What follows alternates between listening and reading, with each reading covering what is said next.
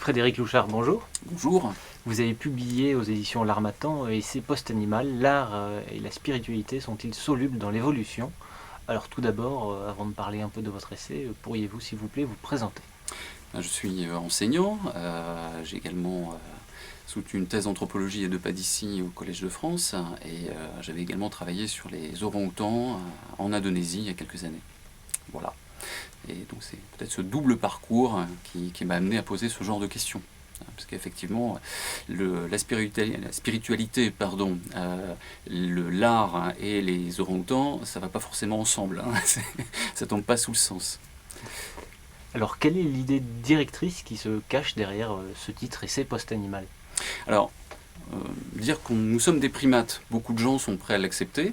Maintenant, jusqu'où est-ce qu'on est prêt à le développer? Jusqu'où est-ce qu'on est prêt à accepter qu'un animal tel que nous, qui est politique, un sens esthétique, un sens de la spiritualité, du symbole, soit quand même un primate? Voilà. Alors, il y a deux réponses qui ont été formulées assez généralement. La première réponse, c'est celle des religieux, qui disent que on a certes un corps matériel, mais il y a un petit quelque chose en plus, avec tout le mystère, parce que le petit quelque chose en plus, scientifiquement, on ne sait pas très bien ce que c'est.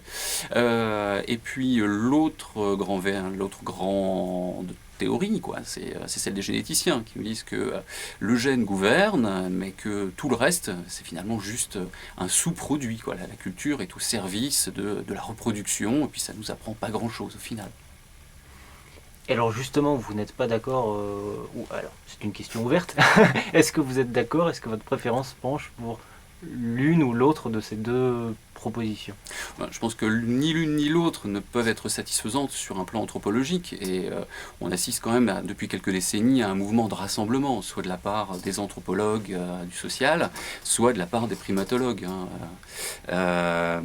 Maintenant, c'est pas une question d'opinion philosophique ou de choix philosophique a priori, c'est juste le fait de tenter quelque chose d'un peu plus complexe, le fait d'accepter que nous soyons à la fois un animal avec une forme particulière d'animalité, puisque nous recourons aux symboles pour justifier nos processus de domination.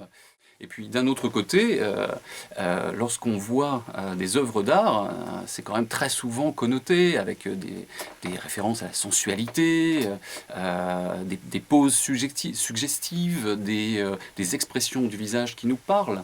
L'art entreprend de modifier l'état d'esprit de quelqu'un. En même temps, c'est un réseau, il y a une tradition, des fournisseurs, il y a une dimension sociale de l'art qui est un domaine encore à part, mais qui n'est pas fondamentalement, sur le fond, différent des mécanismes de solidarité qu'on peut observer chez d'autres animaux.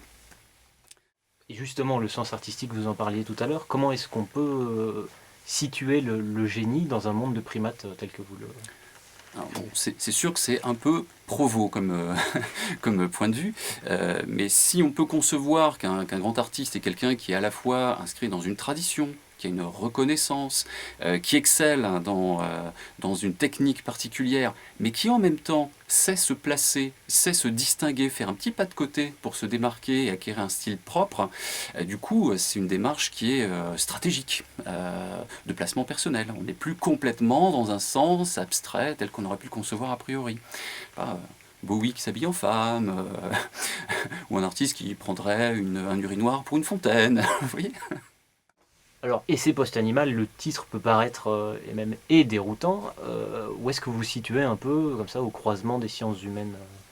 Alors c'est vrai qu'il est un peu au croisement de la philosophie, de l'anthropologie sociale, de la primatologie, de l'histoire, et du coup il n'est pas complètement spécialisé dans un seul registre, ça n'est pas destiné à un public universitaire, c'est plutôt une réflexion d'ordre général sur un volume qui, il est vrai, est un peu court, ça se lit plutôt vite, c'est pas du tout destiné à une carrière universitaire.